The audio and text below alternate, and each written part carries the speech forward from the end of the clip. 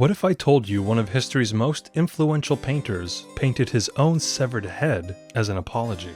Born Michelangelo Merisi da Caravaggio in 1571, a Baroque master of chiaroscuro, the use of light and shadow to create a sense of depth and volume, he was a man whose life was as brutal as his brushwork. Caravaggio broke every rule. He didn't just paint saints, he painted them as peasants with dirt under their fingernails. Prostitutes were posed as the Virgin Mary. Street brawlers became apostles.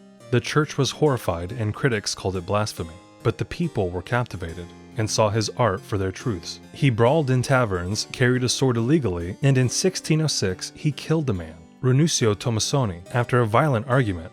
Banished from Rome with a price on his head, he fled south, but kept painting. He painted himself into at least 7 works, immortalized in Bacchus and the martyrdom of St. Matthew peering from the shadows, almost as if he was daring us to see him. In David with the Head of Goliath, Caravaggio is portrayed as the severed head of Goliath, believed to be a gift to the Pope begging forgiveness after being banished from Rome for murder. Rivals like Giovanni Baglioni tried to copy and undermine him, but his work, The Calling of St. Matthew and The Taking of Christ, redefined sacred art. He died mysteriously in 1610, alone and just 38, but his legacy in art is unmistakable, raw, real, and still staring back at us 400 years later. How many of us ever see ourselves as clearly, and perhaps as cruelly, as Caravaggio did? Subscribe for more, and as always, stay curious.